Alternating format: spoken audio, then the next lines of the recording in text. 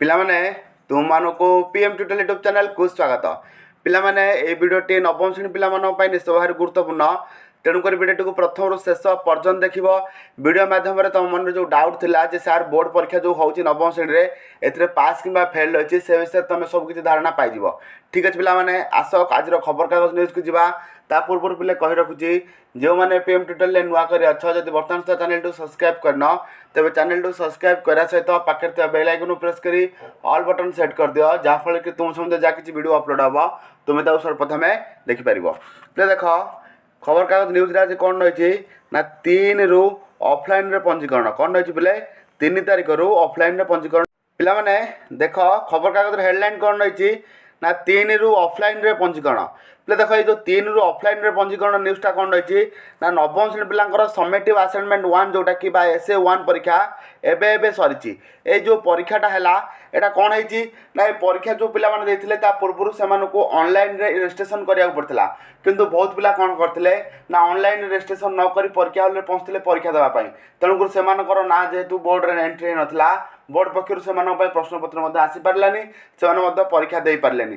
ସେଥିପାଇଁ କ'ଣ ହେଇଛି ନା ଗୋଟେ ଖବରକାଗଜରେ ଖବର ପ୍ରକାଶିତ ହେଇଛି ଯେ କ'ଣ ଅସୁବିଧା ହେଲା। ଆଉ ଯଦି ତୁମେ ଅଫଲାଇନ୍ରେ ଆଉ ଥରେ ପଞ୍ଜୀକରଣ ନ କରିବ କି ସମିଟିଭ୍ 1ଟା ଆଉ ଥରେ ଯେଉଁ ହେବ ତାକୁ ଯଦି ନ ଦେବ ତାହେଲେ ତୁମର କ'ଣ ଅସୁବିଧା ହେବ ତୁମେ ଏଇ ନ୍ୟୁଜ୍ ମାଧ୍ୟମରେ ଜାଣିପାରିବ। ପିଲା ଦେଖ ଖବରକାଗଜକୁ ଯିବା, କିଛି ମନଗଢ଼ା କାହାଣୀ କହିବାନି, ସବୁ ଖବରକାଗଜର ବାର୍ତ୍ତା ହିଁ ତୁମକୁ ଦେବି। ଦେଖ ପିଲା ନବମ ଶ୍ରେଣୀରେ ସମିଟିଭ୍ 1 ପରୀକ୍ଷା ମଙ୍ଗଳବାର ଶେଷ ହୋଇଛି, ହେଲେ ଏଥିପାଇଁ ନାମ ପଞ୍ଜୀକରଣ କରିନଥିବାରୁ ରାଜ୍ୟର ଶତାଧିକ ଛାତ୍ରଛାତ୍ରୀ ପରୀକ୍ଷାରୁ କ'ଣ ହୋଇଛନ୍ତି ବଞ୍ଚିତ ହୋଇଥିଲେ। ତେବେ ମାଧ୍ୟମିକ ଶିକ୍ଷା ପରିଷଦ ବୋର୍ଡ଼ ପକ୍ଷରୁ ନାମୀକରଣ ପଞ୍ଜୀକରଣ ପାଇଁ ସେମାନଙ୍କୁ ପୁଣି ଥରେ ସୁଯୋଗ ଦିଆଯିବ। ପୁଣି ଥରେ କ'ଣ କରାଯିବ ପିଲେ, ସୁଯୋଗ ଦିଆଯିବ। ଏଥିପାଇଁ ବୋର୍ଡ଼ ପକ୍ଷରୁ ମଙ୍ଗଳବାର ସମସ୍ତ ଜିଲ୍ଲା ଶିକ୍ଷାଧିକାରୀଙ୍କୁ ଚିଠି କରାଯାଇଛି। ପଞ୍ଜୀକରଣରୁ ବଞ୍ଚିତ ହୋଇଥିବା ସମସ୍ତ ଛାତ୍ରଛାତ୍ରୀଙ୍କୁ ପଞ୍ଜୀକୃତ କରିବାକୁ କଡ଼ା ନିର୍ଦ୍ଦେଶ ଦିଆଯାଇଛି। ଆସନ୍ତା 3ରୁ 7 ତାରିଖ ମଧ୍ୟରେ ଏହି ପଞ୍ଜୀକରଣ ପ୍ରକ୍ରିୟା ଅଫଲାଇନ୍ରେ ହେବ। ପିଲା ଦେଖ ପ୍ରଥମେ ଯେଉଁ ରେଜିଷ୍ଟ୍ରେସନ୍ ହେଉଥିଲା ଏଇଟା ଅନଲାଇନ୍ରେ ହେଉଥିଲା, କିନ୍ତୁ ଏବେ ଯେଉଁଟା ହେବ ଅଫଲାଇନ୍ରେ ହେବ। ଆଉ କେମିତି ଅଫଲାଇନ୍ରେ ତୁମେ ପଞ୍ଜୀକରଣ କରିବ ଦେଖ ପିଲା ଲେଖା ହେଇଛି, ସ୍କୁଲଗୁଡ଼ିକର ପ୍ରଧାନ ଶିକ୍ଷକମାନେ ଛାତ୍ରଛାତ୍ରୀଙ୍କ ସମସ୍ତ ତଥ୍ୟ ସହ ଆବଶ୍ୟକ ପ୍ରମାଣପତ୍ର ବୋର୍ଡ଼ର ମୁଖ୍ୟ କାର୍ଯ୍ୟାଳୟରେ ଦାଖଲ କରି ପଞ୍ଜୀକରଣ କରିପାରିବେ। ପରବର୍ତ୍ତୀ ସମୟରେ ଏଥିପାଇଁ କୌଣସି ତାରିଖ ପରିବର୍ତ୍ତନ ହେବ ନାହିଁ। ପିଲେ ଏଇ ଯେଉଁ ତାରିଖ ବାହାରିଛି ଏଇଟା ହେଉଛି ଲାଷ୍ଟ ଡେଟ୍, ତୁମ ପାଇଁ ମାନେ ଶେଷ ସୁବର୍ଣ୍ଣ ସୁଯୋଗ ରହିଛି। ଯେଉଁମାନେ ରେଜିଷ୍ଟ୍ରେସନ୍ କରିନ କି ପରୀକ୍ଷା ଦେଇନ ତାଙ୍କ ପାଇଁ ବୋର୍ଡ଼ ଆଉ ଥରେ ସୁଯୋଗ ସୃଷ୍ଟି କରିଛି ଯେ ତୁମେ ପରୀକ୍ଷା ଦେଇପାରିବ ଆଉ ଥରେ ପଞ୍ଜୀକରଣ କରି ଅଫଲାଇନ୍ରେ। ତେଣୁକରି ଆକୁ ଏ ଯେଉଁ ସୁଯୋଗ ମିଳିଛି ଆକୁ କେବେ ହାତଛଡ଼ା କର ନାହିଁ, ନଚେତ୍ ତୁମ କ୍ୟାରିୟର ଏଥିରେ ଖରାପ ହେଇଯିବ। ଦେଖ କ'ଣ ରହିଛି, ଯଦି କୌଣସି ଛାତ୍ରଛାତ୍ରୀ ଏହି ସମୟ ମଧ୍ୟରେ ପଞ୍ଜୀକରଣରୁ ବଞ୍ଚିତ ହୁଅନ୍ତି ତେବେ କ'ଣ ହେବ। ଦେଖ ପିଲା ଯଦି ବଞ୍ଚିତ ହୁଅନ୍ତି ସେମାନେ 10ମ ଶ୍ରେଣୀ ପରୀକ୍ଷାରୁ ବଞ୍ଚିତ ହେବେ। ବୁଝିପାରୁଛ, ଯଦି ନବମ ଶ୍ରେଣୀ ତୁମେ ପଞ୍ଜୀକରଣ ନ କରିବ ଏଠି ପୁରା ଡିଟେଲ୍ସ ଲେଖା ହେଇଛି। ଦେଖ 10ମ ଶ୍ରେଣୀ ପରୀକ୍ଷାରୁ କ'ଣ ହେବ ବଞ୍ଚିତ ହେବେ। ସେମାନେ ଚାହିଁଲେ ପତ୍ର ବିନିମୟ ପାଠ୍ୟକ୍ରମରେ ନାମ ଲେଖାଇ 10ମ ଶ୍ରେଣୀ ପରୀକ୍ଷା ଦେଇପାରିବେ ବୋଲି ବୋର୍ଡ଼ ଉପସଭାପତି ନିହାର ରଞ୍ଜନ ମହାନ୍ତି କହିଛନ୍ତି। ପିଲା ଦେଖ ଗତ 26 ତାରିଖରୁ 3 ଦିନ ଧରି ଚାଲିଥିବା ଏହି ପରୀକ୍ଷା ଶେଷ ହେବା ପରେ ପ୍ରାୟ 50% ପିଲା ପରୀକ୍ଷା ଦେଇପାରିନାହାନ୍ତି। ମାନେ 50% ମାନେ ବୁଝିପାରୁଛନ୍ତି, ଯଦି ଟୋଟାଲ ଆମର 1,00,000 ପିଲା ଅଛନ୍ତି କହୁଛି ମନେକର, ତାମାନେ 50,000 ପିଲା ମାତ୍ର ଦେଇଛନ୍ତି। 50% ପିଲା ପରୀକ୍ଷା ଦେଇପାରିନାହାନ୍ତି।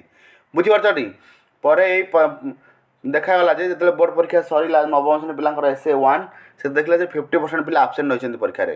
ତେଣୁ କ'ଣ କରାଯିବ, ନୂତନ ମୂଲ୍ୟାଙ୍କନ ନୀତି ଅନୁଯାୟୀ ଯଦି ପିଲା ଏଇଟା ହେଉଛି ଭେରି ଇମ୍ପୋର୍ଟାଣ୍ଟ ଲାଇନ୍ ଦେଖିଦିଅ, ଯଦି ଜଣେ ନବମ ଶ୍ରେଣୀ ଛାତ୍ରଛାତ୍ରୀ ନିଜର ନାମୀକରଣ ପଞ୍ଜୀକରଣ କରିନାହାନ୍ତି ତାହେଲେ ସେ ମାଟ୍ରିକ୍ ପରୀକ୍ଷା ଦେଇପାରିବେ ନାହିଁ। ବୁଝିପାରିଲ, ତେଣୁକରି ଯାହା ବି ହେଲେ ତୁମକୁ ନାମ ପଞ୍ଜୀକରଣ କରିବାକୁ ପଡ଼ିବ। ଯଦି ତୁମେ ଅନଲାଇନ୍ରେ କରିନ ଅଫଲାଇନ୍ରେ କରିବ ତୁମ ପ୍ରଧାନ ଶିକ୍ଷକଙ୍କୁ ଯୋଗାଯୋଗ କରିକି।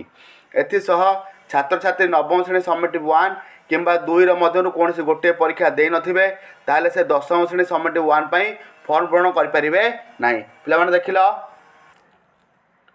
ପିଲାମାନେ ଦେଖିଦେଲ କ'ଣ ଦେଇଛି ଲାଷ୍ଟକୁ, କୌଣସି ଗୋଟିଏ ପରୀକ୍ଷା ମାନେ ସମିଟିଭ୍ 1 ଯେଉଁ ହେବ ସମିଟିଭ୍ 2 ହେବ। ଆଉ ଯଦି ତୁମେ ଫର୍ମ ଫିଲ୍ଅପ୍ କରିନ ତେବେ ସମିଟିଭ୍ 1 ପାଇଁ ଫର୍ମ ପୂରଣ କରିପାରିବ ନାହିଁ। 10ମ ଶ୍ରେଣୀ ସମିଟିଭ୍ 1 ଯେଉଁ ହେବ ତା ପାଇଁ ତୁମେ ଫର୍ମ ପୂରଣ କରିପାରିବ ନାହିଁ। ତେଣୁକରି ସଜାଗ ରୁହ। ଯାହା ବି କିଛି ନ୍ୟୁଜ୍ ଆସୁଛି ନବମ 10ମ ଶ୍ରେଣୀ ପିଲାଙ୍କର ସବୁକିଛି ମୁଁ ନେଇକି ଆସୁଛି जहाँफल कि तुम्हें पूर्ण प्रस्तुत रहिबो जदि भविष्य में कौन प्रकार असुविधार सम्मुखीन तुम्हें न हुआ। ठीक अच्छे पिला माने रोचे आग क्लास रे भेट हवा से समस्त विदाय।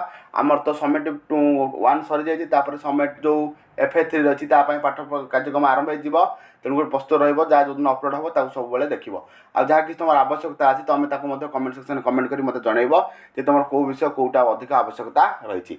ठीक अच्छे पिला रोचे आगे क्लास रे भेट हवा से समस्त विदाय।